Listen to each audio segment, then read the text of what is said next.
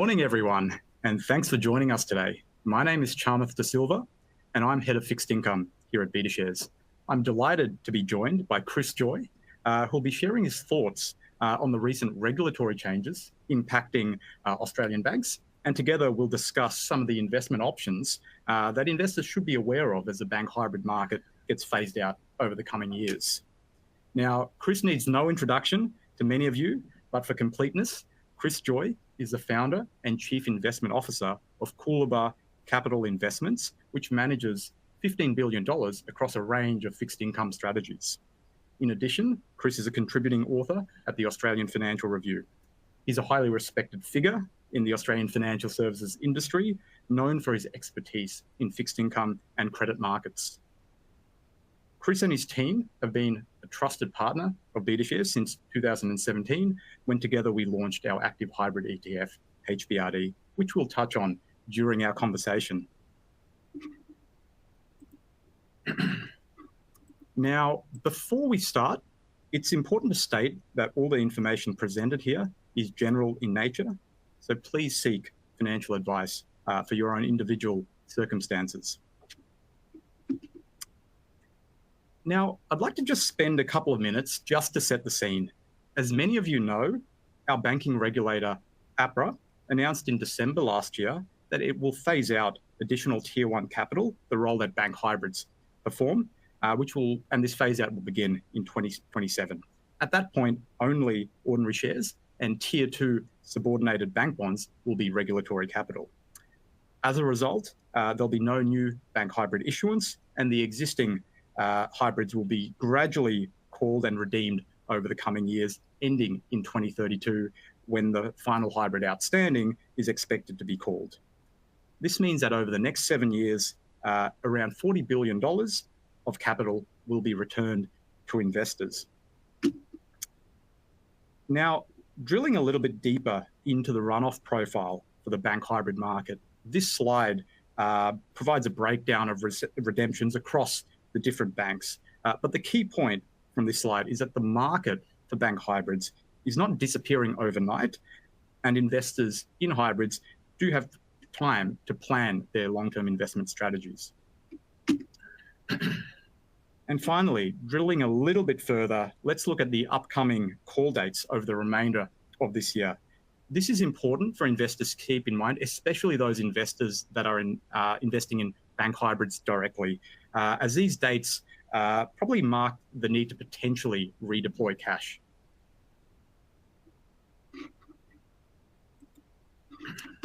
Now, before we dive into the conversation, I'd like to pose a couple of poll questions for the audience, starting with, how do you currently invest, or do you currently invest in bank hybrids? A, yes, personally. B, yes, but for clients. Or C, no. So we'll give the audience a few more seconds to go through this one.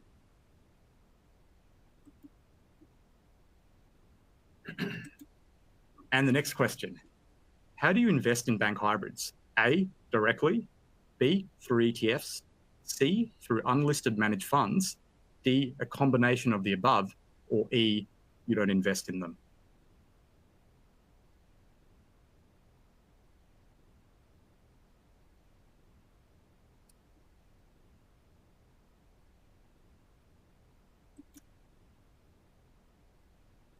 All right, let's share some of these results. Wow, a pretty even split in terms of whether investors invest in bank hybrids. Quite a few invest directly or invest personally. Quite a few are financial advisors on the webinar. And quite a few also are not invested in hybrids at the moment. And let's have a look at the second question. Also very interesting. So let's kick off. Chris, thank you so much for joining us. I think this will be a real treat for the audience. So at a high level, how do you view this regulatory change from APRA, and what impact do you think it will have on our banks? Yeah, no, of course, these are my personal views. They're definitely not BetaShares views. But for the banks, basically, we're taking away roughly 40 billion of hybrid capital, and we're going to replace it with roughly about 22 billion of subordinated bonds, and in the case of the four major banks, a little bit of equity as well. So the four majors had hybrid capital worth roughly 2.15% of their risk-weighted assets, and they have to replace that with 1.5% of new capital. 1.25% will be sub-debt, and a quarter will be equity. So the banks are actually leveraging up as a result of this. It's a very peculiar approach for APRA to leverage up a banking system after they've just spent more than a decade deleveraging the banks. On a non-risk-weighted basis, the banks will increase their leverage by about 15 to 20%, so it's not trivial. And that will, all things being equal, improve their returns on equity, which is another weird result because APRA's mission is to protect bank depositors who are creditors. So you shouldn't be increasing leverage in our view, and it'll lower their weighted average cost of capital, I think. So for the banks, really it's business as usual. It's actually not a big deal at all.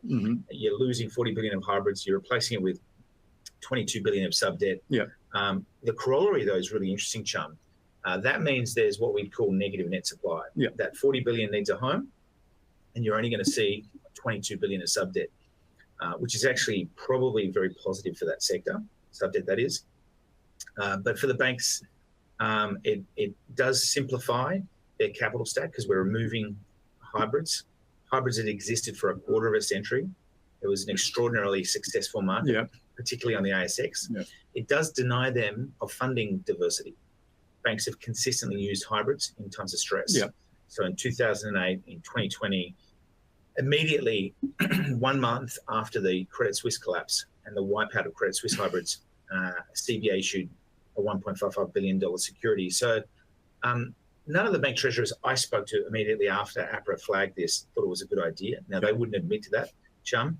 They're now having, none of them had really thought through necessarily the immediate consequence, we get to leverage up and run higher ROE.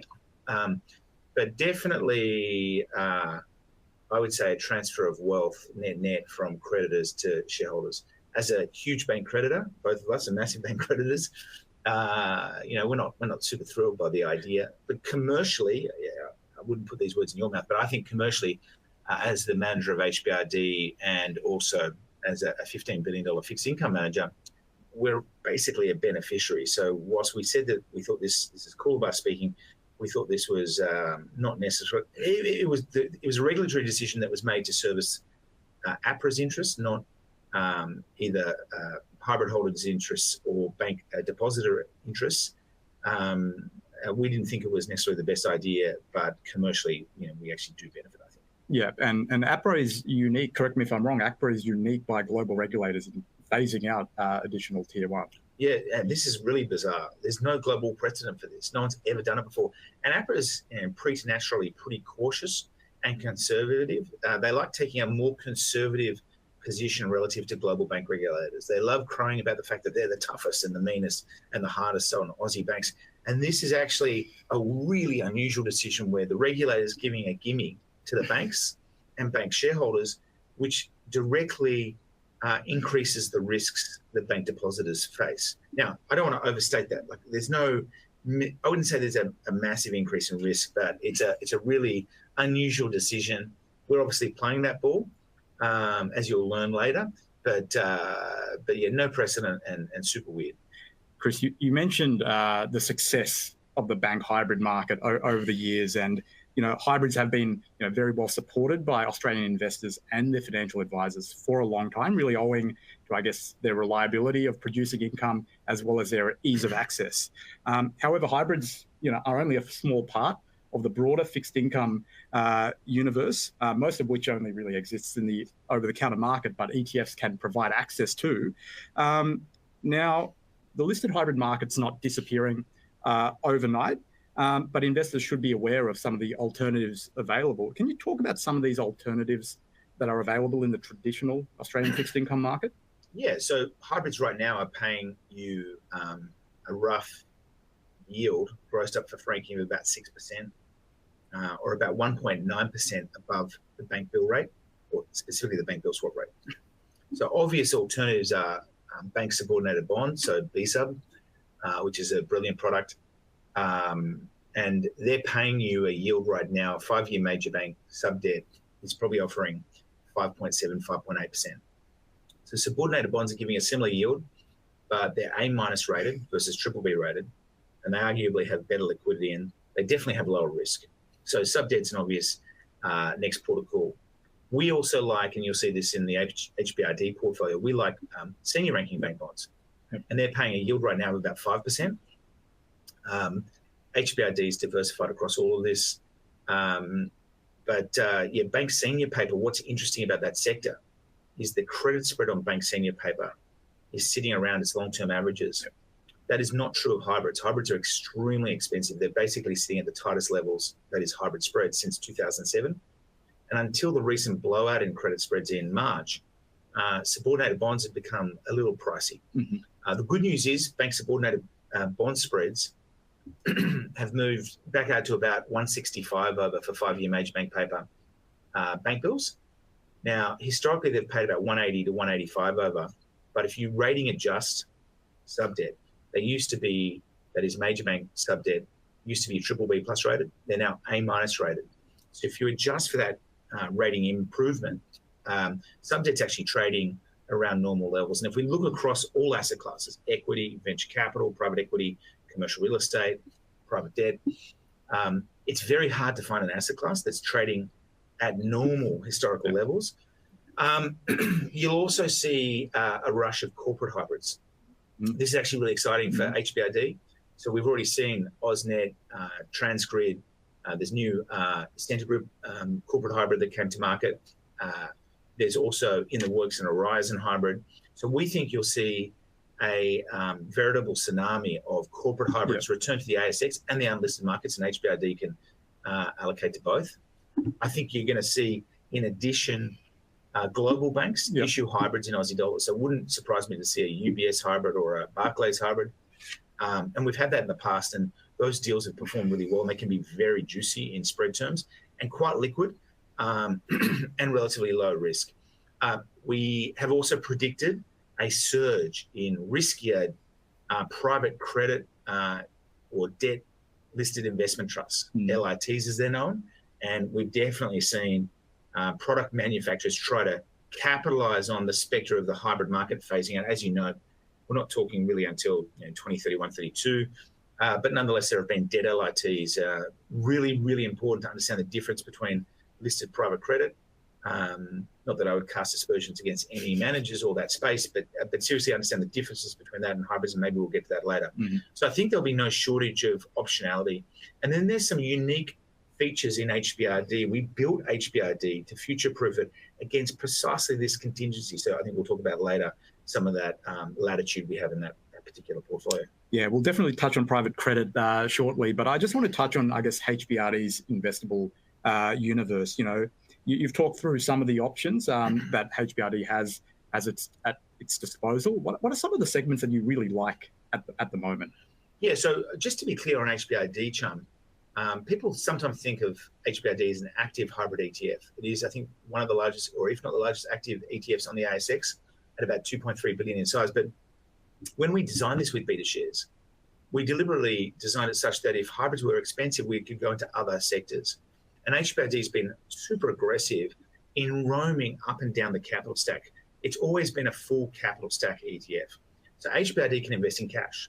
It can invest in senior secured or covered bonds. It can invest in senior unsecured bonds, subordinated bonds, and hybrids. Now, when hybrid spreads have been super juicy, like March 2020, hybrid spreads blew out to 840 basis points above bills. Today, they're only 190 basis points or thereabouts above bills. So in March 2020, and during the pandemic, people thought it was going to be a plague that would potentially eviscerate the human species. HBRD went 99% long hybrids. But because of the compression in hybrid spreads, today HBRD is only 21% hybrids and went 79% bonds, specifically about 56% subordinated bonds and the rest is in senior bonds and cash. So what we like in HBRD, to answer your question, Chum, right now, is we definitely like senior bonds. Coupon provides you with direct exposure. This is the coupon ETF that BetaShares offers that we don't manage. That's pure bank senior. We love also, or are very interested in bank subordinated bonds and insurer subordinated bonds. And obviously BSUB accesses that sector as well. But the difference with HBRD is we're preternaturally aggressive and active, constantly trying to generate superior returns. And if I can say so, HBRD over 1 year, 3 year, 5 years has outperformed sub-D net of fees, and that's a passive subordinated bond ETF. And it's also beaten major bank hybrids based on the PDS definition we use for our performance assessment. So HBRD's optionality, though, extends above and beyond that capital structure flexibility. What very few people know is that HBRD can invest in Aussie bank hybrids issued in foreign currencies and hedge back to Aussie dollars. We can invest in Aussie bank subordinated bonds issued in foreign currencies and allocate or hedge back to Aussie dollars. And then finally, HBRD can invest in fixed rate bonds and hedge out the interest rate risk and hedge back to Aussie dollars. And there's been a surge in fixed rate bond issuance recently, as you know, John, because of the higher yields. I think in the future, we'll probably have a conversation about extending HBRD into the ability to be able to allocate to senior bonds issued by Aussie banks in foreign currencies and invest in or hedge back to Aussie dollars. So HBRD has tremendous flexibility, which we actively use. And importantly, Chum, that gives rise to a lot of diversification. So sub-D, I think, has 33 securities. HBRD has 133 bonds and hybrids. So much more liquidity, much more diversification, and quite unique global flexibility. So the phasing out, the corollary or the consequence of HBRD is the phasing out the hybrid market eventually means we'll have to update the benchmark and we'll have greater capacity. So to the extent that HBRD was only benchmarked against ASX hybrids back in the day, and as it is today, that did provide a constraining influence on HBRD because it meant we generally would have to carry a decent whack of hybrids to be able to match the risk-return profile of that benchmark. But if we decide to upgrade the benchmark to, say, a bank bond benchmark or something else, or something similar that accounts for the universe, corporate hybrids, insurance hybrids, which will still exist, of course, and that's really important. We still will see lots of insurance hybrids. QBE is just issued a subordinated bond in US dollars, and I think we'll see QBE come back to the Aussie market. HBRD's ability to exploit pricing inefficiencies in all these sectors, locally and globally, will be fairly unconstrained with that representative benchmark. Chris, I just want to touch on one thing you mentioned about fixed rate credit, and there has been an increase in issuance. Now, it might be worth talking into why you might want to interest rate hedge that exposure if you are looking for a credit income solution. Yeah, that's a super important point. So obviously, to use the BetaShares analog, you've got cred and you've got interest rate hedge cred, I think. Is that right? Yeah. And, interest rate, or let me put it more simply, fixed rate bonds, where you have a 5-year, say, maturity bond that fixes its interest, tend to have 3 to 5 times higher volatility than an identical bond from an identical issuer with the same maturity that's floating rate. So if you take a CBA 5-year fixed rate bond and you compare it to a CBA 5-year floating rate note, the fixed rate bond will normally have rough numbers 3 to 5% volatility, whereas the CBA FRN will only have typically about 1% volatility. And so some people want to take that duration and invest in cred. What's the cred's duration? It's around 5.5 years. Yeah, so if you think Australia's going to recession or the global economy is going to recession, and with Elon Musk crushing US government spending, that's one of the concerns right now, the apprehensions that take $1 trillion out of the deficit, you could see reduced US growth. You might want to have, and particularly with bond yields being so high, US 10 years are sitting at around 4.4. Yeah, 4.4-ish.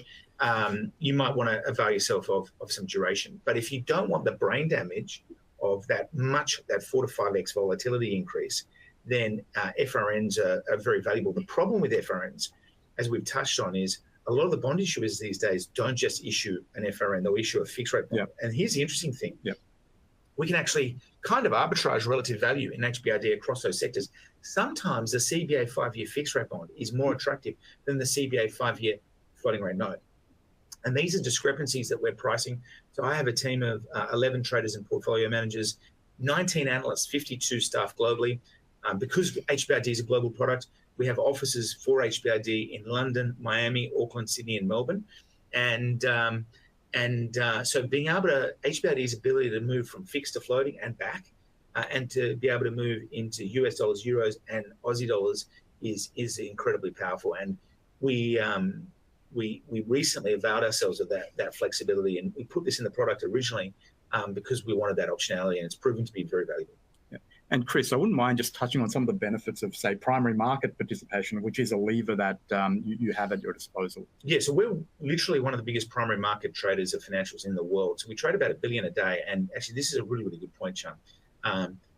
New deals like IPOs in the bond market, IPOs in the equity market, tend to come fairly systematically with what we call a new issue concession. So basically what we're talking about is a bit of extra spread or interest rate margin that the bond issuer is paying in order to encourage folks to buy that bond.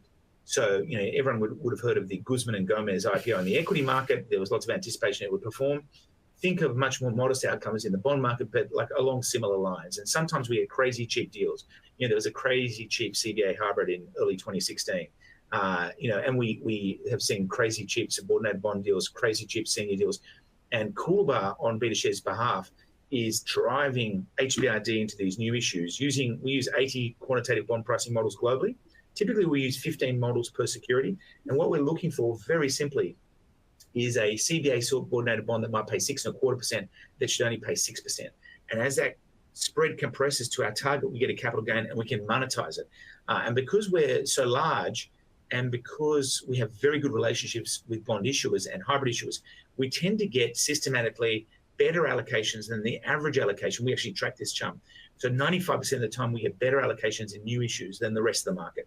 And that's because we work assiduously with the bond issuers, but also the joint lead managers, the investment banks who advise them. So primary market alpha is very, very important, as is our ability to minimize transaction costs. So in HBRD, I remember BetaShares coming to us a few years ago when after we launched the product and saying something to the effect, hopefully I'm not misquoting you guys, but he said something to the effect that the transaction costs in HBRD look unusually low, and we're trying to figure out why. And that's because in HBRD, we're actually often earning the bid offer spread rather than paying away the bid offer spread when we execute in the market. Primary alpha is huge. Yeah, indeed. Now, Chris, I just want to touch on private credit. So this is, an asset class and an industry that's received a lot of attention and also a lot of scrutiny recently. What are your thoughts on this? Is private credit a viable alternative to Australian bank hybrids? Well, let's deal with firstly, is an alternative to bank hybrids? I would say emphatically no, only because with hybrids, you've actually got very good liquidity. People forget this. In March 2020, when we had the advent of the plague, hybrid spreads went to their highest levels ever recorded in history. From about 270 over bills to 840 over bills. In that month, everyone in the world was selling hybrids. They thought the banks were going to go bust. People were really losing it, so to speak. But we stepped into the market. We actually bought $333 million of hybrids just in the month of March 2020, and we made 20 to 30% gains on those securities. But the key point is this. When markets were crapping themselves out, and you might remember the debt LITs, which hold private credit in March 2020, they fell something like 30 to 60% below their NTAs, their claimed NTAs, because people didn't trust the valuations associated with the illiquid assets. Two key points. HBRD, in our estimation, was pretty much the only credit ETF on the planet that traded consistently around NAV. We didn't trade at a big discount to NAV because hybrids are liquid. And the second point is there were 1.22 billion of hybrids that traded in the month of March 2020. So that despite this cataclysm, the world was kind of really freaking out. Equities fell 20 to 30%. High yield bonds fell 15%. The debt LITs 30 to 60%. The hybrid market actually only lost in March 2020 about 5 to 6%. And HBRD, because of our risk management, only fell 4%. So we massively outperformed the hybrid market in the month, and we're a buyer. But the key point is hybrids were liquid. So I would say the first point is private credit is not liquid. The second point is private credit, as we know, has lots of default risks. And whilst there are equity conversion risks in hybrids, and we've educated everyone assiduously about this for years, the reason they're rated triple B or investment grade, that is major bank hybrids by Standard & Poor's, is those risks are very, very small. Yeah. So very, very small. So you can find in the private credit market portfolios where 10, 15, 20, 25% of the entire book is in default or is being restructured, whereas we've really never had an Aussie bank hybrid that's equity converted. Now, obviously, there are great private credit managers in the market there. And I would like to say private credit has, I think, a really valuable role to play in multi-asset class portfolios. So, there's a case for illiquidity premium. There's a case for private credit, and there are great managers out there. I don't want to cast, any shade on any of those points, but they're not really a substitute for hybrids. Yeah, no, that's fair enough. And obviously, there are also different flavors of private credit. You mentioned, LITs, a lot of, I guess, traded forms of private credit, and they can be subject to large discounts to net asset value, especially during stressed markets. Chris, I'm just wondering, do you see any new types of bank credit instruments on the horizon? I'm just thinking about the APRA consultation period, and coming out of it, there had been a bit of talk in the market about maybe some new forms of tier two sort of tiering within the tier two bank credit. Do you see that as being likely? And also, do you think we'll see a return of ASX listed tier two subordinated bonds? I'll take the second point first. So we've had in the past lots of major bank bonds and regional bank bonds that have been listed on the ASX. Yeah. And they used the ASX when markets were stressed because it was easier to get away subordinated bond deals on the ASX than the OTC market. I don't really see much subordinated bond or senior bond issuance coming back to the ASX. It's very expensive to list on the ASX. I guess that's the perils of monopolies and duopolies. But the other point is that the sub-debt market today is just expanded by orders of magnitude. Back in 2013, when they were doing a lot of these listed sub-debt deals, the sub-debt market in Australia, particularly the new Basel III sub-debt market, was being shunned by institutional investors. Instos these days love sub-debt. So I don't really, listen, it's definitely possible and plausible that we'll see some sub-debt issue on the ASX. It wouldn't surprise me if particularly smaller, weaker banks and insurers did some. Mm-hmm. So that makes sense, part one. Part two is, I think more generally they're going to favour OTC markets because it's much cheaper for them to issue OTC. On the idea of them creating some new types of subordinated bonds, potentially some tiering, so lower and upper tier two is one idea that's been mooted. My guess is APRA is not going to be super excited about that idea because they're trying to simplify the capital stack.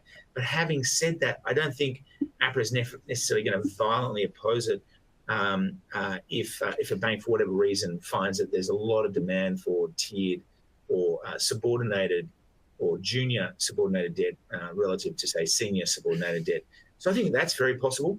But I think what's more likely in terms of market thematics and dynamics is we're going to get corporate hybrids, we're going to get foreign bank hybrids, we're going to get lots of debt LITs, we're going to get insurance hybrids, and we're going to see a lot of sub-debt issuance. They would be the big kind of themes that I'd be looking for. Yeah, you've mentioned corporate hybrids a couple of times, so that's becoming a little bit topical in terms of what we're seeing in the market. We're seeing more corporate hybrid deals now. My understanding is that they don't really serve a regulatory role. They're more just to, I guess, fortify the senior debt of the corporate issuers. I'm guessing you'll see this trend continue. That we'll likely see more corporate hybrids. And do you have any thoughts about corporate hybrids? What are the risks associated with them? Yeah, I would say we have a slightly bipolar view on corporate hybrids. On the one hand, they can play a role in the capital stack, but being really subordinated in a company that has no access to the Reserve Bank of Australia's liquidity facilities like a bank does, has no government guaranteed deposits like a bank does, doesn't have emergency liquidity like a bank does, doesn't have access to the implicit government guarantees that banks do. All of these things make corporate hybrids a lot riskier than most hybrids, bank or insurer hybrids. So we definitely trade them. We're actually quite excited about the opportunity. I'm sure there'll be some really interesting corporate hybrid deals that do have a long-term role to play in portfolios that potentially come to market. But I would just say that we're very judicious and focused on the risks of corporate hybrids, the downside risks. We definitely see inferior liquidity characteristics of corporate hybrids. So the same lens that you guys apply to riskier debt markets, junk bonds or private credit, you want to apply to corporate hybrids as we do, just thinking about what are my default risks, what are the risks that these things never get repaid, what are the risks that they become some sort of form of orphan perpetual equity, liquidity, and so on. Yeah, so Chris, just one more question from me to you before we move into the audience Q&A. So there's a new president in the White House, and one of the aims of the new US administration is deregulation, including a desire to roll back some of the post-GFC banking rules. Now, do you see any major changes to the global, regulatory framework for banks, and how might this impact Australia? Yeah, great question. I definitely see there's this deregulation zeitgeist that is ascendant in the US, but we're now seeing it echo through the rest of the world, and it will unambiguously put pressure on APRA to be less punitive in its regulatory approach. That might be amplified in the event we get a change of government here in Australia. Obviously, we've got an election coming up. If the coalition were to come to power, they're probably going to be more deregulatory friendly for the banks and less focused on, historically APRA has been the toughest banking regulator in the world. And historically they've focused on building unquestionably strong capital buffers. The phasing out of the hybrid market is the first time we've seen them try and unwind some of that. Again, bizarre, didn't really make any sense, only really served APRA's interests. But I think at the margin, the competitive landscape for the banks will be one where I think the impulse will be more regulatory light. That's a positive for shareholders, positive for bank ROE. And even if, APRA's never going to say that they're going to shift to trying to attenuate the regulatory burden. But the reality is, if Europe and the US are doing it, it puts tremendous competitive pressure on APRA not to be unnecessarily exacting on the banks. So, that actually might, I'm just thinking out loud, that might actually manifest in a lighter touch as well in terms of security structures and issuance. So if the banks do really apply the blowtorch and say, hey, we want to issue junior subordinated bonds, which we would love to see just for trading purposes, more diversity, given the atmospherics where regulators are sort of being asked to get out of the bank's way, maybe that's probably an easy give for APRA. Yeah. It's not a big deal. It's not, they'd ensure that it is a security that's only sold to insto investors. So those securities, I very much doubt they'd allow them to be listed. APRA's key driver in all this has been basically ensuring APRA does not have to deal with listed investors and APRA doesn't have to deal with individual investors in the event of a hybrid converting into equity. Yeah. I think it's fair to say that, there is a fair bit of policy uncertainty that will exist for the next few years. So it is important to have, I guess, people like yourself who are very close to this issue at hand. Now it's time for the audience Q&A, but before we start answering your questions, I just want to pose two final poll questions. Now, starting with, what type of investments are you most likely to consider as a replacement for bank hybrids?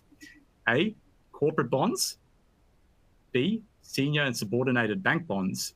C, corporate and insurer hybrids. D, cash and term deposits. E, shares. F, private credit. Or G, I'm not sure yet. Good question. So we'll give a few more seconds to answer this one. And the final poll question, how confident do you feel about navigating the fixed income landscape over the next 12 months? A, very confident. B, somewhat confident. Or C, not confident at all.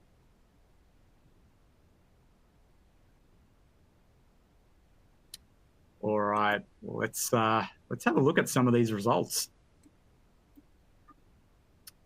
Okay, not surprising there. I think a lot of people do see that senior and subordinated bank bonds are probably the logical successor to hybrids, and that makes sense for the reasons that we've gone through.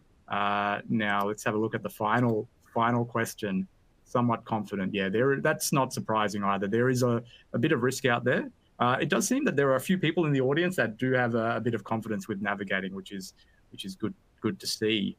Now, I might just answer some of the questions that have come through from the audience. Let's start with this tricky one here, Chris. will there be enough liquidity to support prices as hybrids start rolling off? Well, as we saw from the redemption profile, there's still going to be billions and billions of dollars of hybrids trading for many more years to come. And that redemption profile is pretty consistent and continuous. So we are seeing right now really good liquidity in the hybrid market. Partly that's because we had an ANZ maturity which repaid 930 million on the 20th of March to investors. So folks are probably putting some of that money to work. We've got a CBA maturity in a couple of weeks, which will put, I think, about 1.365 billion back into the hands of investors. And then we've got a NAB OTC maturity in July, $600 million. And then a big maturity, Westpac, in September, $1.69 billion. So liquidity right now is fine. We have seen bid-offer spreads widen a little. Before these recent maturities, liquidity was starting to decline. I think if you hold hybrids, given 5-year major bank hybrids are trading at 190 over bank bills and normal spread levels are about 350 over bank bills, you might want to consider other options that are more liquid, like the audience is clearly thinking about senior and subordinated bonds. And we're certainly doing that in HBRD's portfolio. So we've cut our hybrid weight down to 21%. So I think in the very out years, liquidity could get quite tricky. And that's something to kind of bear in mind. Yeah, no, that's good to know. I mean, and I think we've had a few questions about whether or not hybrids are overvalued. I think you've mentioned a few times that you see hybrids as rich on a relative value basis when you look at the bank capital structure. But do you think hybrids could remain somewhat rich, at least by historical levels, just given this is a market that has a bit of scarcity that's starting to be built into the price potentially? 100%. I mean, you've raised the key points that with APRA making this decision, they've basically said to the banks, you've got to repay your hybrid. So you get some more certainty around hybrid repayment risk. So I think that's one of the reasons spreads have compressed. And now you're getting a bit of a scarcity bid.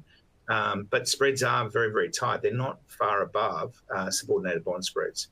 So, personally, I like the idea of moving up the capital stack. I don't see a massive blowout in hybrid spreads unless we get some sort of cataclysm. Hybrids have been pretty resilient during this recent equity sell-off. We've had a 10 to 13% drawdown in equities. We did see quite a significant move in Tier 2 or subordinated bond spreads in March. They went as much as 20 to 30 basis points wider, which was nice because they had actually got a little pricey.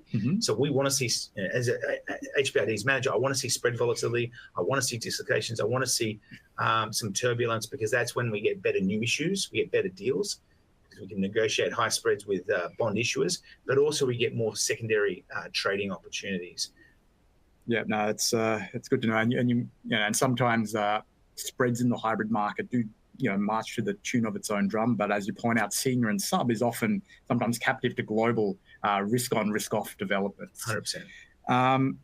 Now, we've had a few questions come in about our passive index tracking major bank hybrid ETF, BHYB, and what will happen during the runoff profile. So I might take this one. So the index methodology in BHYB actually rebalances out of hybrids a year before they're called. So BHYB has actually already rebalanced out of the hybrids that are due to be called this year, and the next relevant call date is in the middle of 2026. Now, that being said, and it's worth stating that any future product, index, or benchmark change will be announced to investors via a broad ASX market announcement. Now, another question for you, Chris. Someone is asking, why not invest in bank equities? What's the downside? Any strategies to protect the downside? What about AREITs or listed property? Any thoughts? Is that a substitute for hybrids as a form of income? Well, equities tend to run on return volatility that's 3 to 5x greater than the hybrid market. So the hybrid market historically has had much, much lower volatility than equities. And I think the problem with equities is they have been, in our view, heinously overvalued. So cyclically adjusted price earnings multiples for, say, the S&P 500 were sitting at 36 times. We haven't seen equities at such high levels since the end of the tech boom. In fact, the S&P 500 delivered in 23, 24, 2 consecutive years at 20% plus returns. The last time we saw that was 98, 99. And then the equity market fell 36% over 2000 and 2001. Bank stocks have been very, very rich. And so I'd be cautious about moving from hybrids into equities, hybrids into certainly A-REITs. You've got all the idiosyncrasies of the commercial property market, which is of late been in a bit of crisis and chaos, and then obviously into debt LITs. Yeah. So I think that's all very important to keep in mind that equities obviously they have a place in portfolios, but there are, I guess, less risky forms of getting a reliable form of income. I know with some of the conversations we have with financial advisors, we like to talk about the rule of 3 when you move up the capital structure. So what I mean by that is moving from shares to hybrids to subordinated FRNs to senior FRNs. You're generally reducing volatility by a factor of 3. So as you said, Chris, when you move from bank shares to bank hybrids, you're reducing volatility by 3 to 5 times. When you're moving from hybrids to subordinated FRNs, you're reducing volatility by 3 times again. From subordinated to senior, another 3-time reduction in volatility. So that hopefully helps understand in very general terms just the differences in risk profile as they relate to mark-to-market volatility. I just add not only reducing volatility, but also maximum drawdown. So if you look at March 2020, hybrids fell about 5% in the month, but bank equities were down 20 to 30%. So you are running the risk of much bigger drawdowns. This month, the hybrid market's been extraordinarily resilient, but equities have been smacked. So this month of March has been a good example of that. Yeah, and so we might just wrap up some of the audience questions there. And if we don't get around to answering any questions, you can email your questions directly to us at info@beatashares.com.au. Now, just to wrap up, I might just, it's important just to keep a few things in mind in terms of the investments and the investment options that we've discussed. It's important to consider the risk return profile as well as the level of investment risk. And finally, I'd like to also mention that much of the content that we've written on this topic is available via the console. And finally, before we go, I'd like to invite you to register for our upcoming webinar on income investing titled Generating Sustainable Yield from Equities When Dividends Are Under Pressure. And that'll be on the 9th of April. And you can sign up using the registration page on your console within this webinar. This webinar will discuss historically generous dividend yields provided by Australian shares, how that's changing and what equity investors can do about it. But anyway, Chris, I'd like to thank you for your time. It's been a great conversation, and everyone else, thanks for tuning in, and we'll see you at the next webinar.